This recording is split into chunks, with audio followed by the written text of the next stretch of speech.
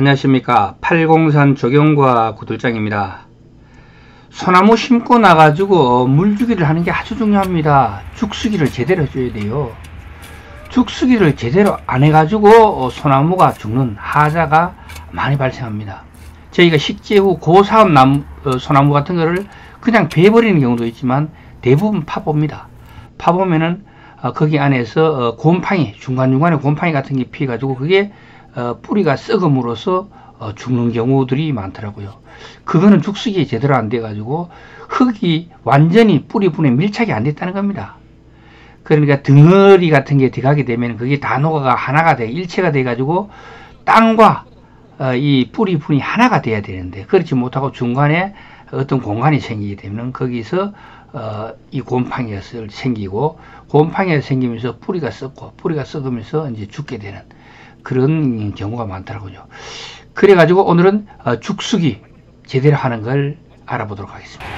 소나무 살리는 죽수기가 결정짓잖아요. 죽었는 거 비로만 안에 죽수기 이렇게 안 돼가지고 곰팡이 소리가 죽는 게 엄청 많더라고요. 제가 1000만원짜리 금강석도 심었습니다. 그 사진 있는데.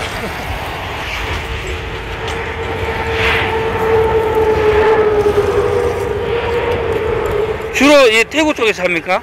여기 경북이요.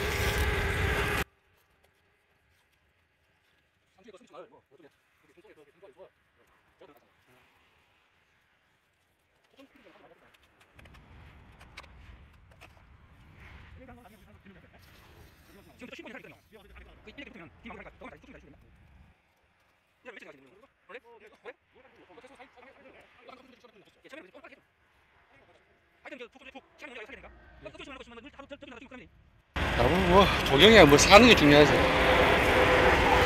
아니 나무 억지로 심으면 안 하고 죽이면 뭐 안 되잖아. 안 되지. 근데 이거 대모육이 한다 하는 거기 여름에 덤물은 안 주나 보죠? 예? 여름에 덤물은 안 들어가는 거죠? 여기 다 합니다. 그러니까 여름에 덤물은 안 준단 말이죠. 예예. 요 영천점이 많이 덥거든. 우리 시청에서 일 많이 하는데 여름에 여기 뭐 누가 물을 줄 사람 있어? 여기 수시에 준다 하겠네. 이거 상주 영도 고속구간 거도 처음에 1년은 중간에 심어놓고 덤물 들어가는데. 이건 하자 보수기 때문에 예. 심은 지 3년 차입니다. 아, 이거 많이 됐네. 그 죽었는 걸 다시 심는 거죠. 예. 그리고 심고는 빠지면 끝입니다. 그리고 물을 제대로 줘야 됩니다. 예. 이래서 저래 물은 제대로 줘야 되죠. 재배송이고 병화에서 잘 살아요. 이게 야들이 못지란 말이에요? 아니 재배송이고 재배한 재배한 나무라고? 그래서 산에서 키우는 틀려. 그래서 이런 건 조경 식재 시 물주기, 죽수기 잘하는 사람들이 대부분 보면은 물차 하시는 사장님들입니다.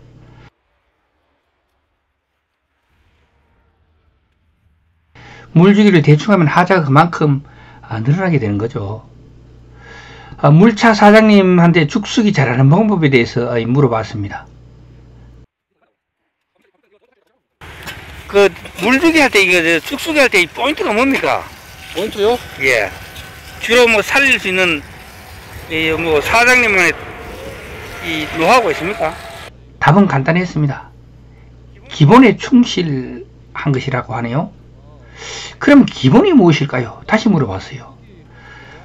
그분이 대답하시기를 물이 충분히 들어갈 때까지 충분한 시간을 두고 기다려서 물을 푹 준 다음에 흙이 내려앉는 것을 확인하고 죽수기를 하게 된다고 합니다. 빈 공간에 물이 내려가면서 흙을 안고 내려가게 되잖아요. 그 흙들이 가라앉아 채워지면서 공기층이 사라지고 그 공간에 흙으로 채워지게 되는 것이죠. 이 공간이 내려간 공간입니다. 공기가 빠져나간 빈 공간입니다.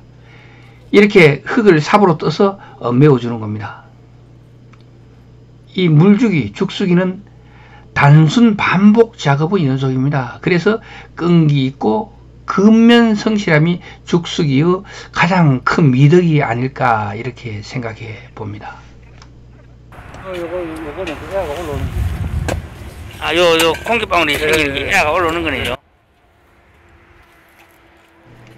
식재 후 물주기, 죽수기는 한 번에 잽싸게 하고 빠지는 토끼 같은 그런 근성이 아니라, 우리나라 사람이 빨리빨리 하는 이런 근성이 아니라, 사람이 음식을 먹으면 소화기관을 통해서 서서히 사람 몸속으로 녹아들듯이 물이 서서히 들어가 채워질 때까지 기다리는 거북이 같은 그런 근성일 거라 생각해 봅니다.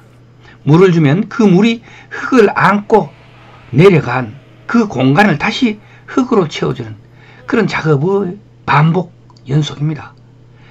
이 작업을 할 때도 특히 주의해야 될 것은 뿌리분이 흔들리지 않고 뿌리분이 상처를 받지 않고, 그러면서도 흙과 이 대지와 뿌리분이 하나가 될 수 있게 최대한 주의를 하면서 작업을 해줍니다.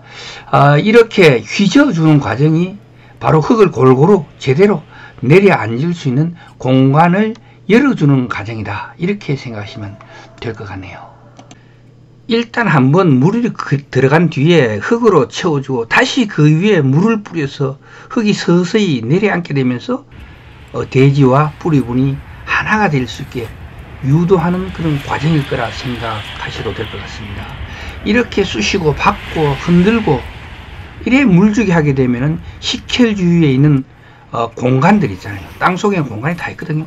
그 공간들을 막아줘 가지고 한없이 땅속으로 물이 사라지는 것을 막아주는 아주 중요한 역할을 합니다. 그러면서 물이 서서히 고이게 되지, 보통 땅속에 저래 쑤시 넣어버리면 어딘가는 구멍이 다 있어요. 그 틈으로 물이 계속 흘러 들어가면서 흙이 유실되는 그런 현상을 발생하게 됩니다. 그것을 없애주기 위해서는 항상 이렇게 쑤시고 박고 흔들고 이렇게 하면서 물주기를 하게 되는 거죠. 파치가 큰 거는 제 키마거든요. 뿌리분이 제 키마거든요. 큰 거 이래 놓고 이래 물 넣으면서 안 흔들어요. 그건 한 2시간씩 줘야 되겠네요. 그 하루에 한 3개 준다 보면 되죠. 하루에 3개 해도 돈이 거의 뭐 2천만 원, 3천만 원 신다 그래.